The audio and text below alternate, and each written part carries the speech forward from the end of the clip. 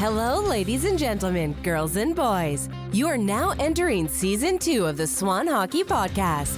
Swan Hockey is flying around the junior hockey world one episode at a time. You'll experience things dreams are made of, as well as things of terrible nightmares. Strap in, hold on, and enjoy the ride. And now, Swan Hockey.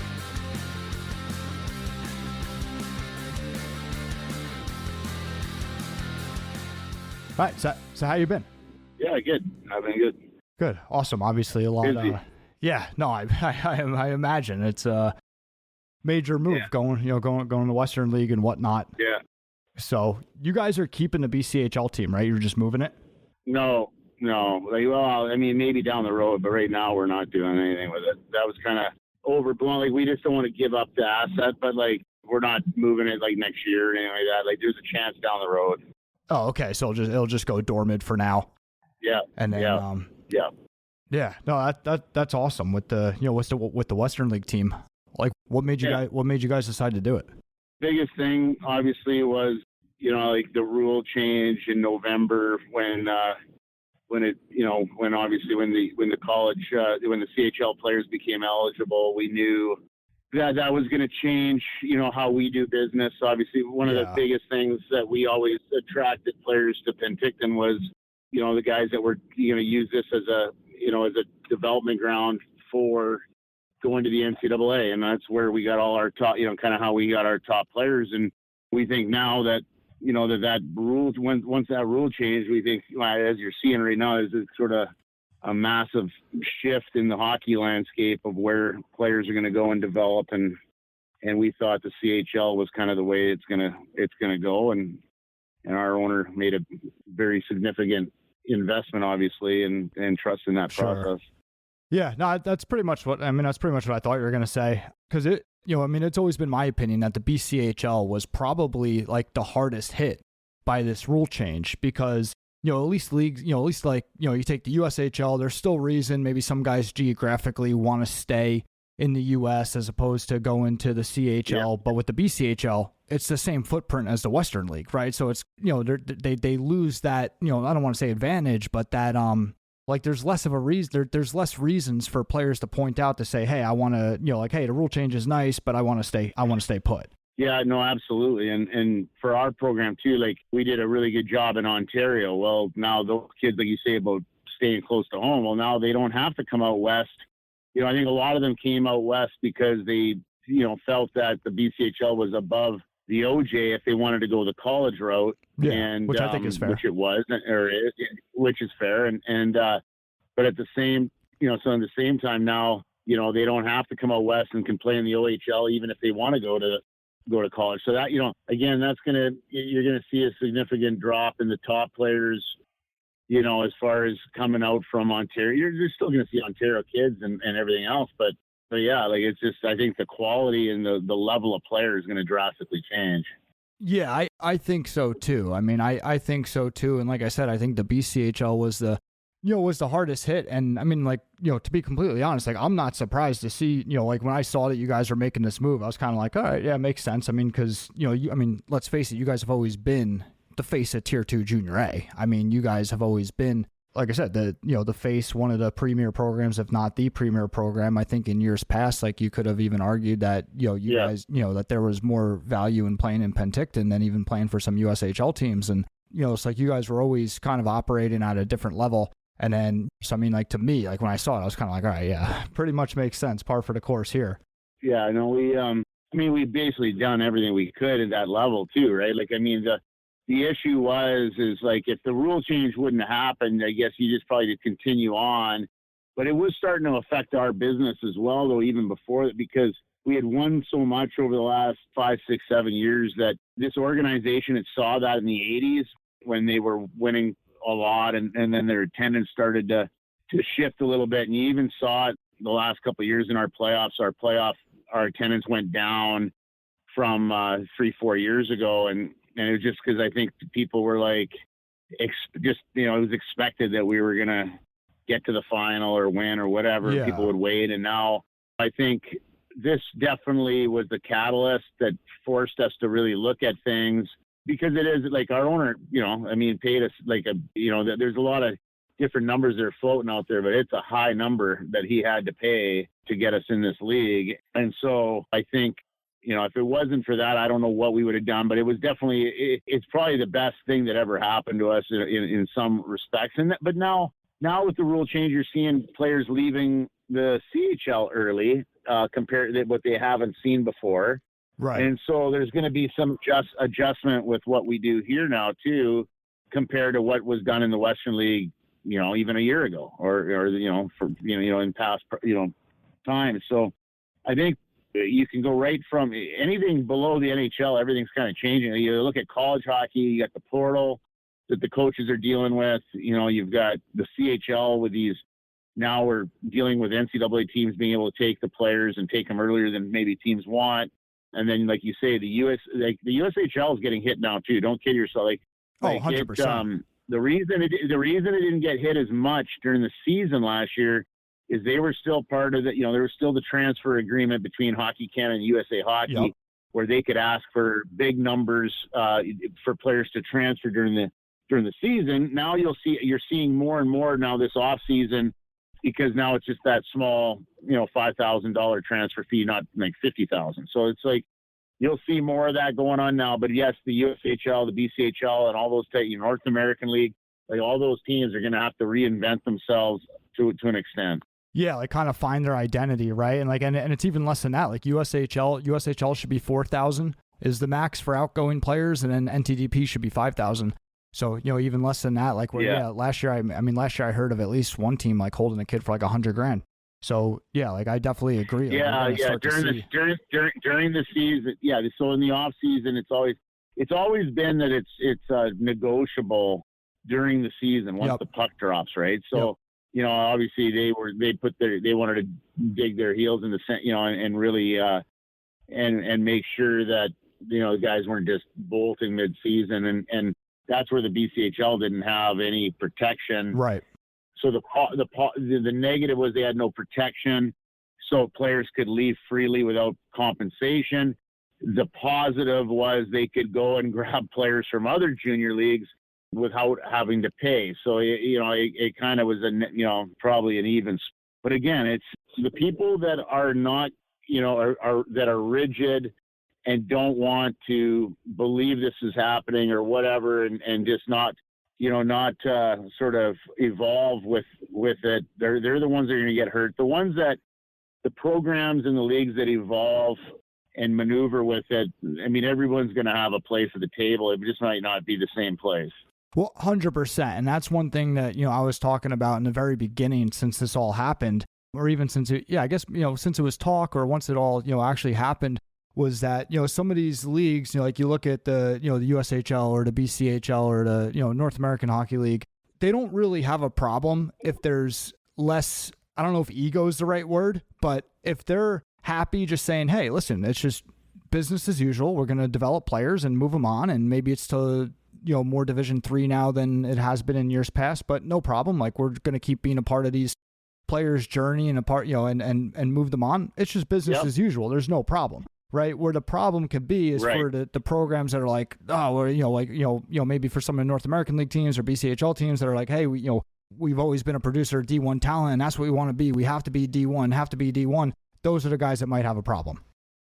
Absolutely, and that's where we were. To be quite frank, we were one of those teams, but we did something about it. We made the move. We knew because I've been here 18 years, but well before I got here, you had. In Penticton, big names have always come through. Brett Hall, Paul Correa, Brennan Morrison, Duncan Keith. So our city was used to getting that kind of level of players come through here for years and years. Our program goes back to as a junior team started in '61. Like that's wow. A heck of a long. So we did something about it. But you're right. The teams that are in those leagues right now. If that's what I meant, if they don't shift with it, like for instance, in the BCHL, I think now you're going to have to market that you're going to send more guys to U Sports, to the Canadian universities, because those teams now are not going to get, you're not going to get as many of the top Division I scholarships that you did before. U sports, the Canadian universities are not getting as many of the CHL players going there, because now they're going to the NCAA. So there's a void there. So like, there's different ways to market yourself, and there's nothing wrong with that, you know. But again, you said the word earlier, and it gets a lot of, like, there's two things that get people in trouble always is, you know, money is always, what do they say, the root of all evil, and then the other one, you know, ego can get you in a lot of trouble if you make bad decisions if it's just about the ego, and especially sometimes that hurts the business, right? So. Yeah, absolutely. And then, you know, to your point of, you know, like, hey, like, you know, like doing something about it, right? So you have your, you know, just like anything else in life. And, you know, I find myself saying that every episode, because you know, hockey's no different than anything else in life. You know, you have your goals and you do something about it, you know, and you realize, what, you know, you sit down and see, okay, what can we do? What can't we do? Okay, here's what we want to do. Here's what we can do. And, you know, we're going to go off of that, and, you know, let's give it a go. Yeah. You know? Yeah, no, for sure. And that's where, like I said here, like both my owner and myself, like my owner has the ability to do a lot of other things than own the hockey team here. So, you know, there'll be people that'll, you know, can say I'm a good coach, bad coach, whatever. I mean, that doesn't really matter. I've been here 18 years, and people go, why are you staying in one spot so long? Like, you won, but well, it's because I was taken care of by my owner. But just as big a piece of it was, you know, I got to work with high level players. Like, you know, like I could have left here and went to maybe a lower level. And you hate using that term, but like, you know, I wasn't going to go from here and all of a sudden be handed, you know, one of the top Division I college teams. So I'd have to start at a lower spot. Well, I probably would have been dealing with a lesser player than I had here. And so, so the point is when that rule changed, both my owner and myself looked at each other and said, well, this isn't going to be for us. Like that now this is the reason why I would leave. And this is the reason why he would sell if we had to stay in that kind of environment. And it's nothing wrong with that environment. We're just both at a different point in our lives or careers where we were just like, that's not for us. And so then, okay, well, so we both love it here. We both love what we've built here. What's the next thing? And then that's when we started talking about, okay, is there an option? Can we get into the Western League? And, you know, it wasn't as easy as people think. They don't just take anybody. Like, never mind the money that had to be paid. It was more too, we had to prove that our infrastructure was going to be able to handle a Western Hockey League team and whatnot. And so it wasn't as simple as us just calling them up and saying, hey, love to join your club here. Yeah. And them saying, hey, yeah, come on in. You know, like they've built something over a long period of time, and they protect it as they should. Yeah, for sure. And that's how much of it had to change for you guys? Because I imagine that there's quite a bit that the league's like, hey, here's our standards. Here's what you have to be able to meet, you know, whether it's infrastructure or day-to-day operations. That I imagine there's a good amount of that you guys were kind of like, yep, we already do that. We've already been doing that. You're right. So fortunate for us on the hockey, like, so obviously it's split up into two. You got the hockey side and the business side. Yeah. So on the hockey side, the big thing we had to do is hire a full-time scouting staff. Like, so sure, we had some part-time scouts and what, you know, they kind of bird dog guys, but it was mainly my network of, you know, my 30 years of coaching, being in college hockey, all that kind of stuff. That's how we were finding players and going out. You know, we'd watch them after we get tips, and well, you can't do that in the Western League. You need a full-time staff. So first thing I did is hired a guy named Adam Surgery, who was the GM of Sherwood Park, who I thought that he's done a remarkable job there with a lot less resources. Hired him, and then we hired a scouting staff. As far as the way we run our hockey team, to be honest with you, there might be teams in the Western League that might need to do more to catch up to what we do. And I don't mean that in an arrogant way. I just mean, no, I believe it. We have a full-time strength coach. We've got, you know, that's here every day. We have a power skating coach, the skills coach. Like, we have all those bells and whistles for development. We've been doing that for years. So we didn't have to add anything there. The big thing, like I said, is the scouting and having to deal with a draft now where you can't just go hand pick like college. On the business side, that's where we've had to hire a lot more people. It's a bigger animal on that side, because with the investment being way more than it was, sure, we drew well, but we need to be consistent. We need all our targets are going up. and we need to make sure we're hitting those targets, or you could find yourself in trouble, right, when you have that kind of financial investment. And so we've had to add a lot more people on the business side, and I'd say this too, our owner has gotten way more engaged. And when I say that, not in a some people, when you hear that in junior high, oh God, we have a great owner, but he's engaging on the business side. Like this is a guy that basically grew, Ironman, like the triathlon races, he basically started it and grew it into $1 billion industry. So he's all about events. He's in the movie industry now. Like he's gotten some rejuvenation out of this, and he's really helping our business staff. And it's been kind of a fun to see him reinvigorated with this new change. Yeah, that's awesome. It's time for the Season Pass Point Unlock Code for Episode 3. The Episode 3 Point Unlock Code is GOALS. Enter the code at www.swanhockey.io to receive your points. Season Pass is free to join. To join or to learn more, visit Swan Hockey Digital at www.swanhockey.io. And now, back to the show.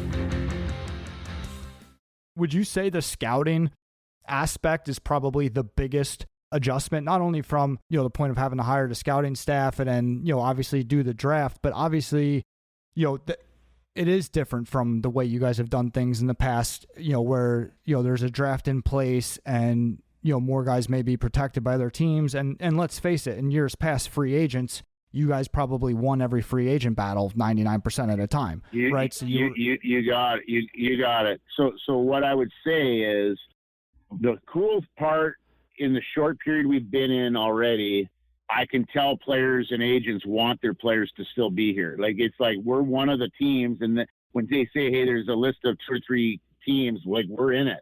The problem is, like you said, there's a lot of these players that are listed already and tied up.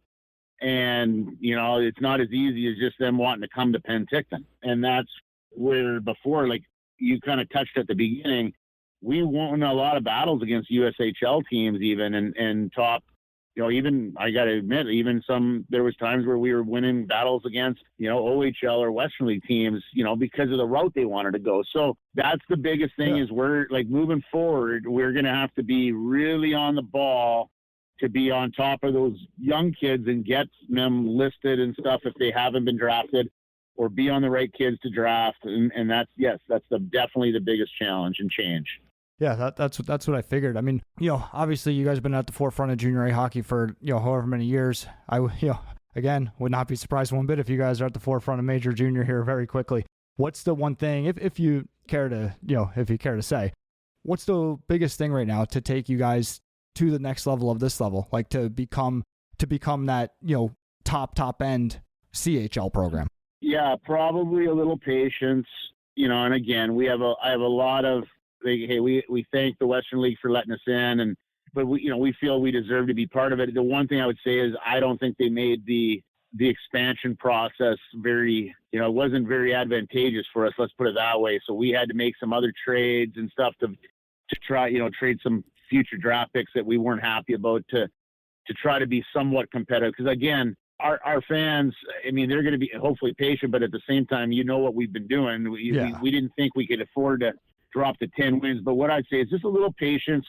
I think that we are going to do it with the right, I think when you do it with good people, which we have in our staff, we're tireless workers. I know there's a lot of people that work hard, but we will make sure we find out who the hardest working staff is in the Western Hockey League, and we're going to make sure we match that or try to surpass that.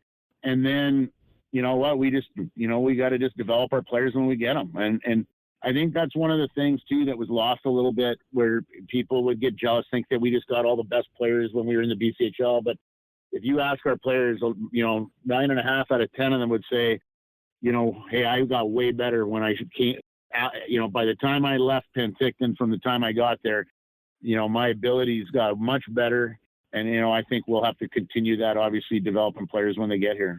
Yeah, because and you touched on it before, like everything you guys were, already doing for the development process and the betterment of the player and that stuff. And it shows. And like, obviously you guys have had a ton of success there. And, I remember, what was it? It was not too long ago. Maybe 4 or 5 years ago, you guys had 2 guys drafted in the first round of the NHL draft or something like that, Yeah. or in the same NHL draft, 2 guys, one of them was in the first round? Yeah, we had Bradley Nadeau a couple of years ago drafted first round, and then back in 2016 we had Jost and Fabro both in the first round. Like we've had a handful of first rounders in my time here, so and a lot of guys crazy. drafted. So it's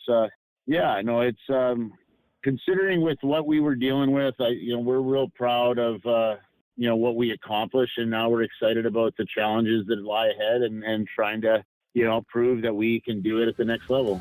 Yeah, absolutely. Thank you for listening to this episode of the Swan Hockey Podcast. We remind you that season pass points are available to listeners. For more information, please visit www.swanhockey.io. Until next time.